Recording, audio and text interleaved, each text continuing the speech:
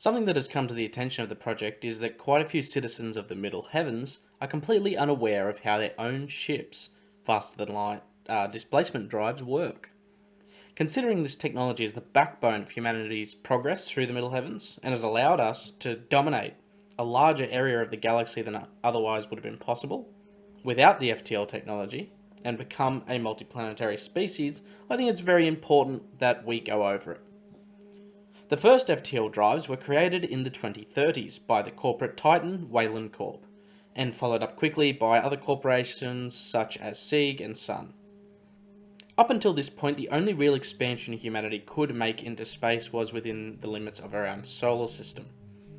The development of the first faster-than-light engines meant humanity could now move out from our solar system and make the transition from a multiplanetary species to an interstellar one.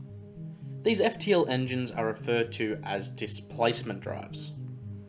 A displacement drive is an advanced feat of engineering, new age physics, and aerospace technology. A displacement drive works on the principle of an inverse relationship between velocity and the flow of time. The faster-than-light speeds achieved by a displacement drive is achieved through displacing the volume of space preceding a space vehicle and drawing the vessel forward through it.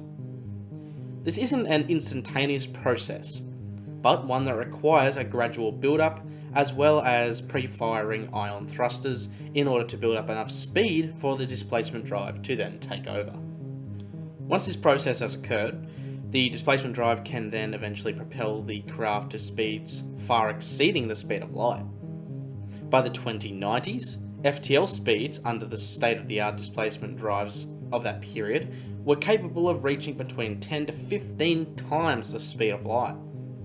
Moving forward to the peak of the displacement drive's efficiency and optimization in the 2180s, a whole 90 years after, speeds of 50 to a staggering 700 times the speed of light were possible. Despite these impressive speeds, charting a course across the entire Middle Heavens could still take weeks, months, or even years depending on the FTL rating of your space vessel and the specific path you are using to get there. An FTL vessel rating that is lower correlates to a faster vessel, and vice versa. The numeric refers to the number of days it takes for your spacecraft to traverse 1 parsec.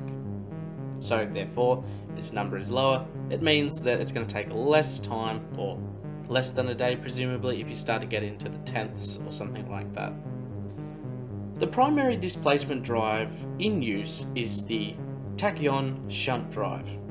This impressive drive uses a specialized reactor to generate an artificial mass field. This field oscillates in intensity. What it does pretty much is it converts the normal matter of your vessel and all the matter and mass within it into tachyons. Tachyons are particles capable of travelling faster than light.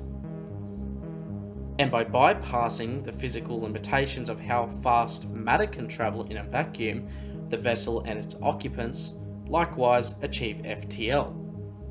They do this because they themselves are transformed into these tachyons, which then have the properties of FTL travel. Once converted to tachyons, the matter maintains all the same physical properties as the original matter, returning to its normal state once the drive's artificial mass field is lowered in intensity. While this is a stunning feat of technology, there are drawbacks.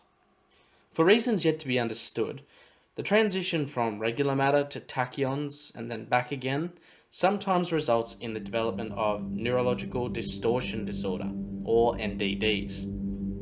While the Tachyon Shunt drive likely has something to do with these mental complications that come about due to its use, further study is required. There are a number of factors involved with deep space travel or hypersleep that could also factor into the development of NDDs.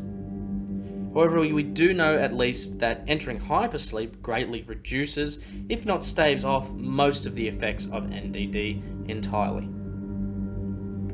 In the mid-2180s, with displacement drives reaching their peak, a new innovation in the field of FTL was well overdue.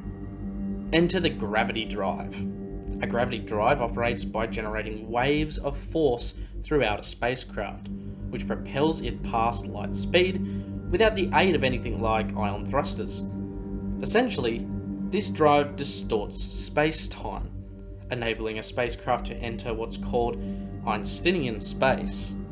Einsteinian space is a relative state of non-existence in the material universe. This is a loophole found in physics pretty much, which has meant that the gravity drive can result in FTL speeds far exceeding that of traditional displacement drives. The details regarding the exact principles behind the process initiated by the gravity drive are heavily classified currently by the Weyland-Yutani Corporation. While a massive leap forward for humanity's continued expansion into our Milky Way galaxy, the drive and its space-time warping effects still produce NDDs to the crew of the vessel using these drives.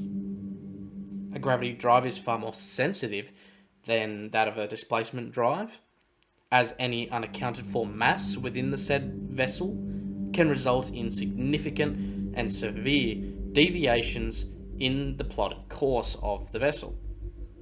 You might be planning a cargo run to Thetis and end up at Lena 349, something that will cost you significant time and money. And while this gravity drive has its disadvantages, one of the terrific advantages of this specific tech is one of the fields it generates. While the gravity drive is active, the fields emitted from it can provide powerful protection against ballistic and energy-based weapons. Basically, this acts as some kind of force field surrounding the spacecraft, something that hasn't really been seen across the Middle Heavens before. The first of its kind, energy shielding.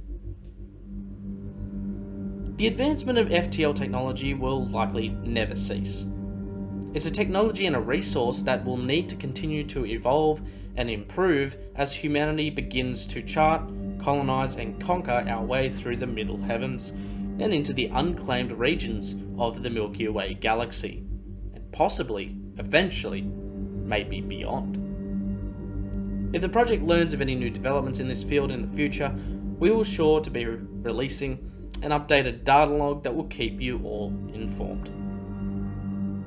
Before you close transmission, I want to show you the ACHERON Colonial Marketplace, the one-stop shop for all Project ACHERON's merchandise. All proceeds go to fund our future endeavours under the project. So if you want to support the project and look good doing it, pick up some ACHERON merch. But what other data logs would you like to see? If you have any ideas or have any questions to be answered, please leave them in the comments, on the LV426 Discord, or on the LV223 subreddit. If you really want to support what we do here and gain a bunch of awesome rewards, consider joining as a Project ACHERON channel member, like Project Director Chris Dasinger, Company Representative TheSixxness, and team members Raunchy, Ambrosia, TheRyanSmee, and M56 Smart Gun. I hope to see and hear from you all again very soon. Project ACHERON, bringing the knowledge and the power directly to you.